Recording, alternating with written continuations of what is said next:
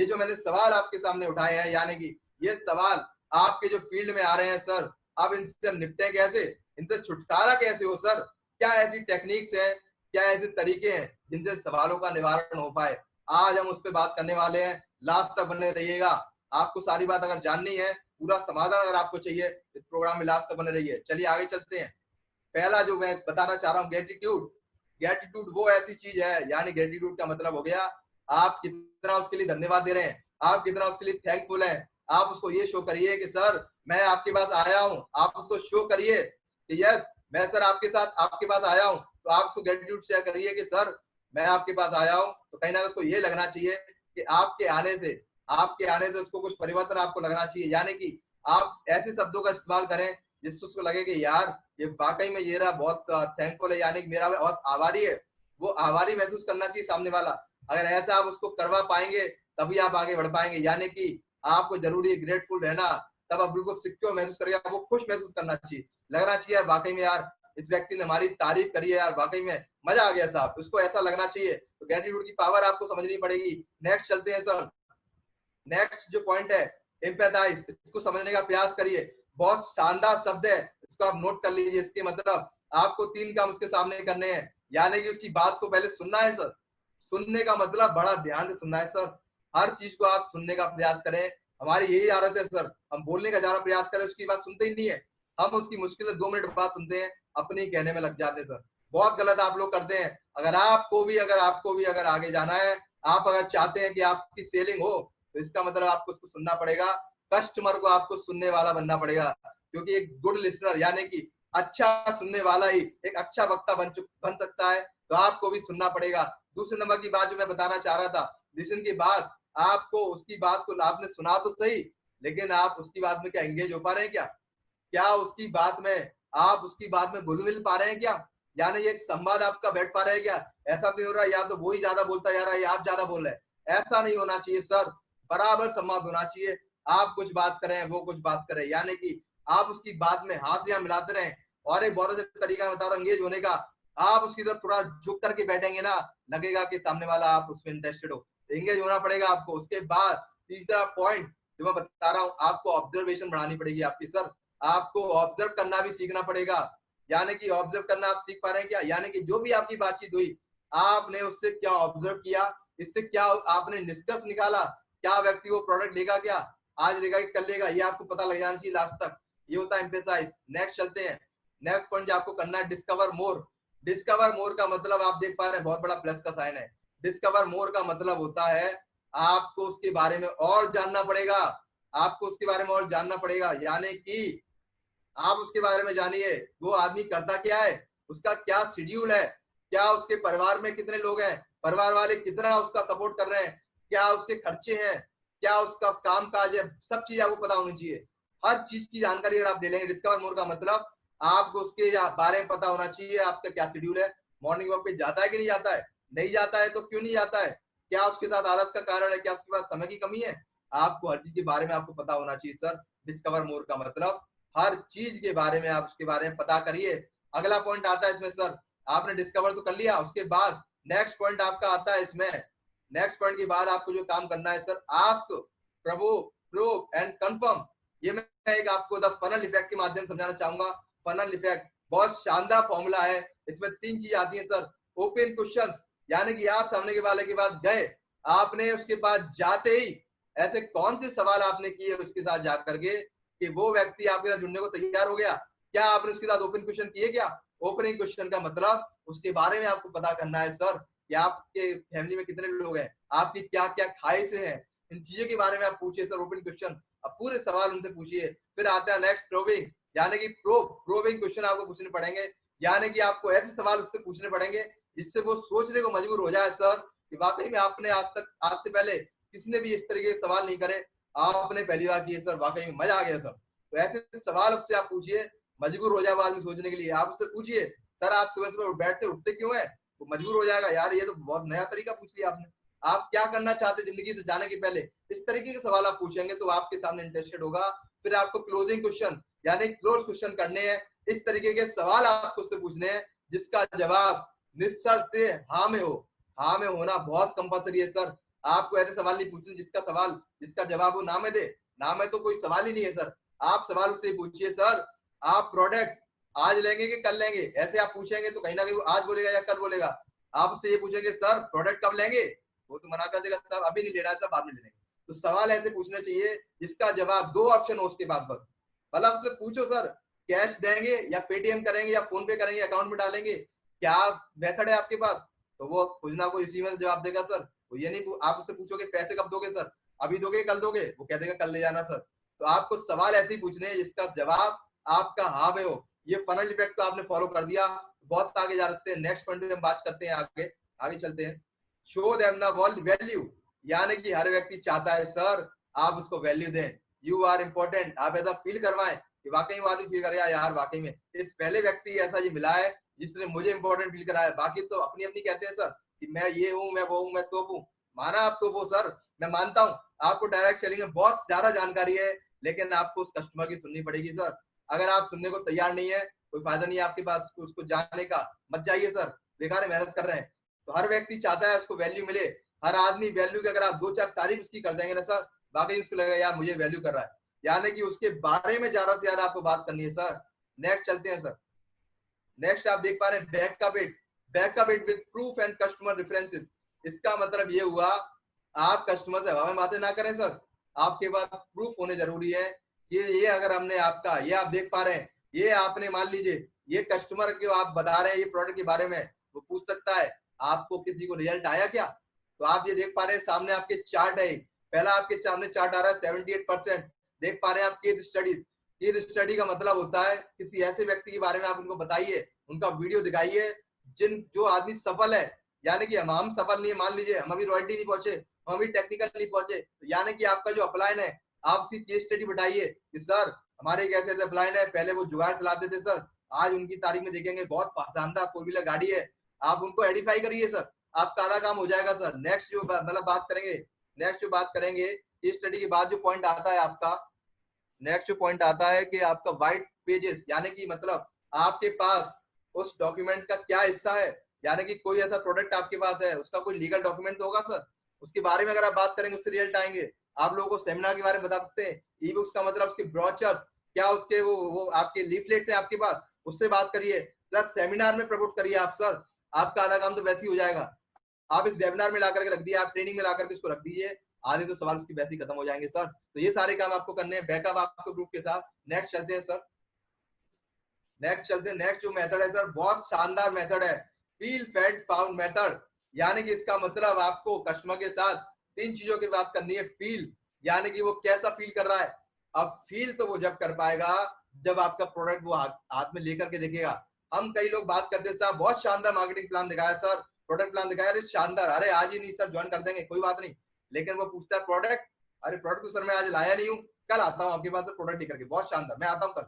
अरे सर बिल्कुल गलत कर रहे हैं आप कम से कम 4 प्रोडक्ट की बात जो आप किस काम नहीं कर रहे हैं, आपके पास प्रोडक्ट होना कंपलसरी है, आप उसको फील करा के बताइए सर।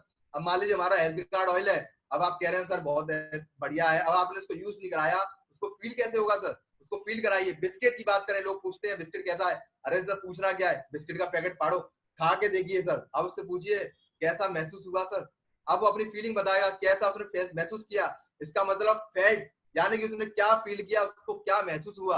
अब बिस्किट खाने से वो बता देगा तुरंत ही, अरे सर लाजवाब बिस्किट, क्या बात है, मजा आ गया सर, क्या बिस्किट है आपका।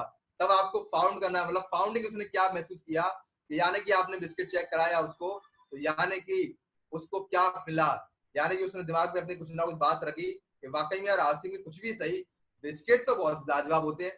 तो आपको इस तरह के 3 चीजों से पता लग गया, ये मेथड आप अपना के देखिएगा, बहुत काम की चीज है। तो प्रयास करिए खाने वाली चीजों के ऊपर आप ज्यादा बात करें, उससे बात करेंगे खाने पीने के आइटम पे, तो हो सकता है वो आपकी बात को सुनेगा।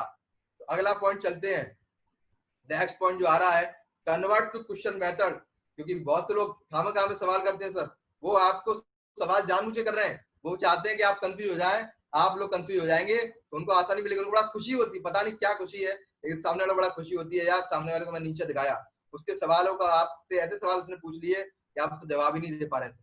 तो इसका आपको क्या इलाज करना है, उसके सवालों के ऊपर भी आप एक और सवाल कर दीजिए, मैं गारंटी दे रहा हूं आप सवालों का जवाब सवालों से देंगे तो वो आदमी कहेगा यार वाकई में ये तो बहुत तेज आदमी है, यानी कि उसने सवाल किया कि सर आपका जो तेल है सर, मुझे ऐसा लग रहा है काला सा बहुत महसूस हो रहा है जब ये जलता है, धुआं छोड़ता है।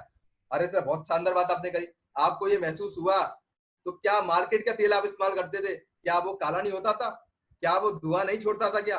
अब देखिएगा वो क्या कहता है कि वाकई में सर वो भी छोड़ता था। तो सर अगर ये भी छोड़ रहा है तो क्या होगा, एक दो दिन इस्तेमाल करके देखिए। तो आपने सवाल पूछा, उसका सवाल वहीं खत्म हो गया। इस तरीके से सवाल आप सवाल को सवाल करते जाइए, हर सवाल का आप सवाल कर दीजिए। अगर वो पूछे सर आपका ये मुझे अच्छा नहीं लगा, तो आप उससे पूछिए क्या अच्छा नहीं लगा सर मुझे बताइए। तो आप सवाल पूछेंगे तो बताने का प्रयास करेगा, अरे हाँ ये अच्छा नहीं लगा। अगर वाकई में अगर वो सही सवाल कर रहा है तो कह पाएगा, अगर वाकई में कह रहा है नहीं साहब कहने के लिए कह रहा है, आगे जवाब नहीं दे पाएगा सर, बात ही खत्म हो जाएगी। तो आगे चलते हैं सर, और क्या तरीका है। इको मेथड, बहुत शानदार मेथड है इको मेथड। इको का मतलब होता है आप सभी लोग अगर पहाड़ों पे गए होंगे, कोई भी साथी अगर पहाड़ों पर घूमने के लिए गए होंगे तो कमेंट में लिख सकते हैं आप यस। मैं आपकी कमेंट देख पा रहा हूँ, मैं आपकी चैट देख पा रहा हूँ, आप चैट में लिखिएगा यस। अगर आप लोग इको मेथड की वजह से आपने महसूस किया होगा पहाड़ों पर अगर आप जाते हैं तो पहाड़ों पर क्या होता है, आप अगर अपना नाम पुकारते हैं तो कहीं ना कहीं आपकी नाम की आवाज बार बार रिपीट होकर के आती है, इसको बोलते हैं इको। यानी कि आपकी आवाज किसी चीज से टकरा करके वापस आई।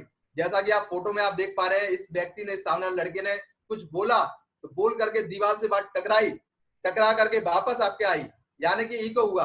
तो आपने जो कहा आपकी बात को रिपीट हुआ। अब इसको एग्जाम्पल समझते हैं सर। जैसे मान लीजिए किसी व्यक्ति ने कहा, आप किसी के पास गए कि सर ये देखिए मेरा पेस्ट है, देखिएगा 36 रुपए का 100 ग्राम पेस्ट है, बहुत शानदार पेस्ट है।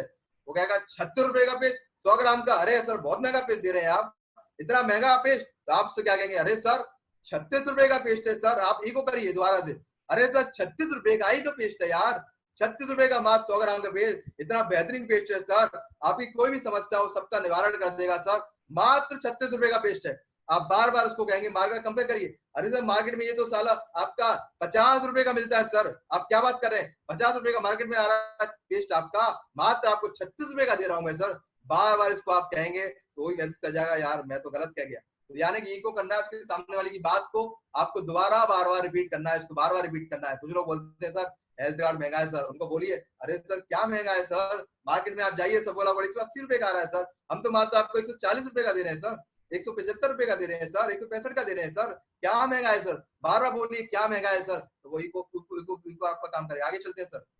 इको के बाद सबसे बेहतरीन तरीका, इसको आप लोग इस्तेमाल कर सकते हैं, कुछ लोग करते नहीं है इसको, cost per use method. Cost per use का मेथड हो गया सर, आप हर प्रोडक्ट के बारे में ये जानकारी जब आप दें तो उसको बताएं कि सर न्यूट्रीचा मैन है हमारा 300 रुपए की गोली है, 350 की महीने की, अरे कहेगा अरे सर बहुत महंगा टेबलेट है आपकी, मैं नहीं ले सकता।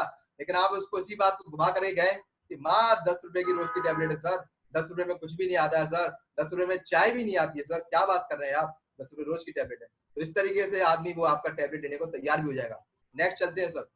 उसके बाद आता है बाइंग सिग्नल। आपको पहचानना पड़ेगा how to spot a buying signal, यानी कि आप कस्टमर का कैसे महसूस कर रहे हैं कि ये आदमी खरीदना चाहता है कि नहीं चाहता। उसके बहुत सारे सवाल आप देख पा रहे हैं स्क्रीन पर चल रहा है, यानी कि आप देखिए उसके हाव चेक करिए, क्या वो कोई सवाल पूछ रहा है, क्या वो कहीं कंपनी के बारे में तो नहीं पूछ रहा आपसे, क्या कहीं प्रोडक्ट का कंपेनियन तो नहीं पूछ रहा, क्या कहीं वो प्रोडक्ट के आपके रेट तो नहीं पूछ रहा। इस तरीके के अगर आपके वो सवाल पूछ रहा है यानी कि वो व्यक्ति इंटरेस्टेड है। और अगर वो आपके कहीं ऐसा नहीं पूछ रहा और क्या क्या इससे फायदे हैं सर, क्या इससे पैसा भी आता है, क्या कुछ इससे और भी फायदे हैं, क्या इसमें हम काम नहीं कर सकते हैं क्या, यानी कि वो इंटरेस्ट दिखा रहा है, यानी कि आपको पता लग गया कि यार कस्टमर अपना बाइंग सिग्नल आपको मिल गया। तब आप प्रयास करिए कि यस कोई प्रोडक्ट के बारे में बोल सकता है तो बोलते बोलते कहते हैं यार हमारा बेटा यार ऐसी ही है, पढ़ाई लिखाई में आपका अच्छा नहीं है, यानी कि वो आपको सिग्नल दे रहा है सर, पहचानिए उसके सिग्नल को, पहचानिए आप तुरंत न्यूट्रीचा किड्स के बारे में बात करिए, मैं गारंटी दे रहा हूँ आपका प्रोडक्ट सेल हो जाएगा। नेक्स्ट चलते हैं सर, ये था मेरा टॉपिक। ये आप अगली बात करते हैं आफ्टर सेल सर्विस। ये जो पॉइंट पे बात करी है, आपके जो सवाल आते हैं उसका जवाब देगा, लेकिन उसके बाद ही हमारा काम खत्म नहीं होता सर, असली काम तो शुरू होता है सर।